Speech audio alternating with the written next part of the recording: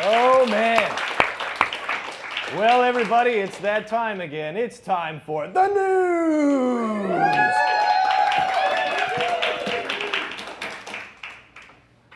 After his last council meeting, Sam Cates stated that he had no regrets about his term as mayor of Winnipeg, making him the only citizen of Winnipeg to hold this belief.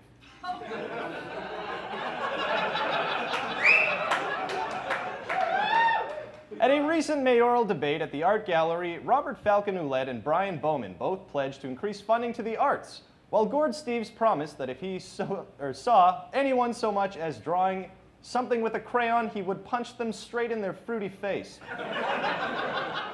He then referred to his opponents as Poindexters and shoved Dave Sanders in a locker. This Wednesday, Polo Park Mall will be having a grand reopening celebration marking the arrival of such stores as H&M and the Disney Store. Meanwhile, Portage Place Mall will be 4 days into the search for a janitor who went missing and was last seen cleaning the men's washrooms in the food court. Just kidding. No one has ever been seen cleaning the men's rooms in the food court.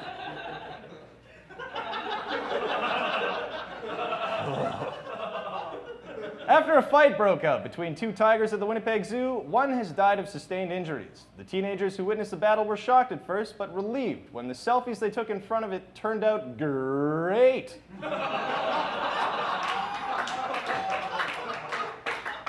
A Wisconsin man is making his rare medical condition public in hopes to find a cure.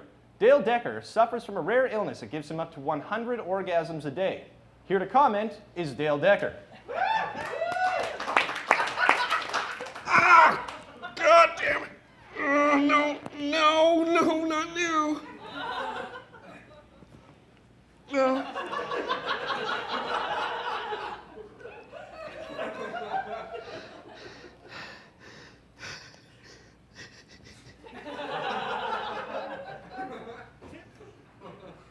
Hinterland Games out of Vancouver has released a new game called The Long Dark, which challenges players to survive as long as they can in the barren tundra of post-apocalyptic northern Canada.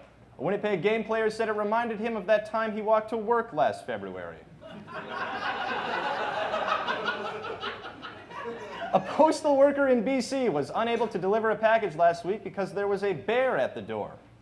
The postman successfully delivered the package the next day after realizing it was just an old Greek man's ear. Last week, a man on a Toronto bus refused to remove his backpack from a seat in order for a lady to sit down. Here to comment on why is the backpack itself, please welcome Rosa Pax. Oh my God, no, we're not going to have Rosa Pax on here. Maybe that might just be a little too far, I think.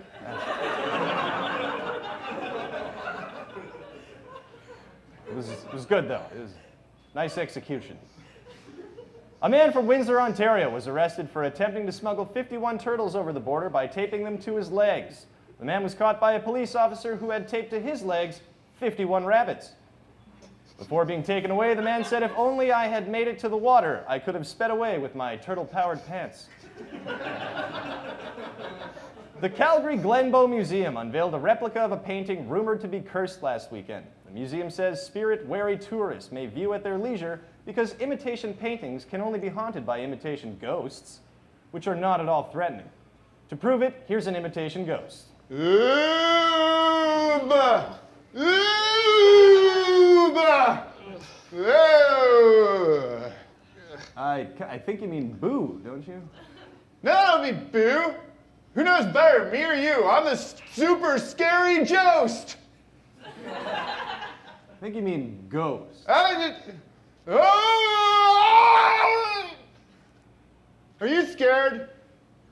No. Am I dead? No. Well, you're about to be scared from my murder. It's gonna stop! Oh! Okay. What are you doing there, Dale? No! Okay. A 16-year-old from Yankton, South Dakota, who works at Taco John's, was forced to wear a name tag reading "Gay-tard." The manager later claimed, no, it was supposed to say "Gay Todd," you know, so I wouldn't confuse him with Black Todd. Matthew Gibson recently turned himself in for a 1997 murder after receiving a series of texts from Walmart in regards to a prescription being ready, which led him to believe someone knew what he had done. Chalk up another case for Walmart PI. Next, this intrepid investigator will try to solve the mystery of a man found unconscious in the sporting goods section. Could it have been falling prices?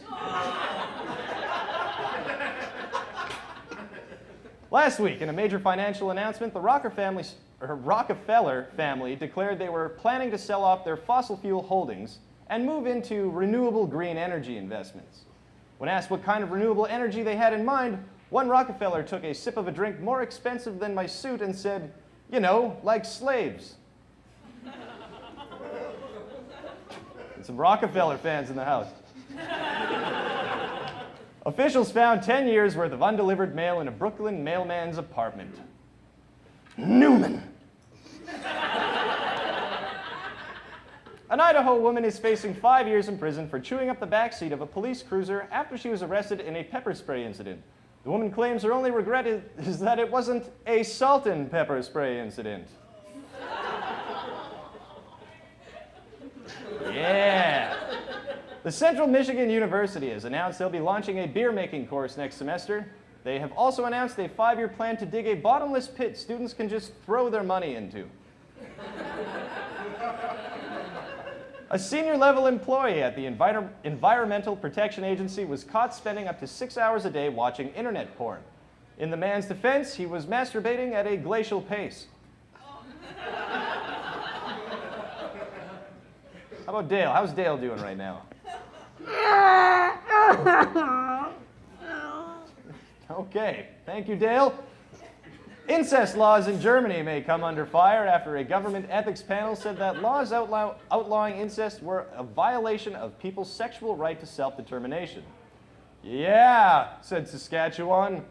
They're right, said Saskatchewan, only this time disguising its voice.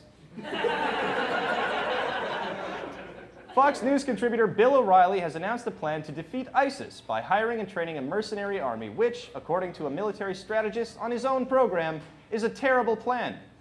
In unrelated news, O'Reilly recently saw The Expendables 3, then went home and masturbated while watching episodes of The A-Team. Forbes contributor Bill Frezza was fired this week after they published an editorial headline, "Drunk Female Guests Are the Gravest Threat to Fraternities," which was perhaps the most offensive victim-blaming editorial Forbes has published since its last piece, "Innocent Black Men Are the Gravest Threat to White Policemen's Bullets." Finally, in sports, Petra Kvitova won the Wimbledon final rematch against injured Bouchard, who lost many points on double faults, to take the Wuhan Open title, proving Wuhan tennis nothing to fault with. Yeah, and finally, Dale, are you ready yet to talk about your illness? I think I'm ready. No!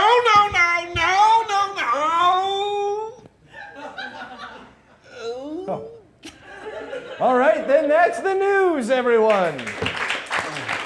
We'll be right back with Crumbs and guests.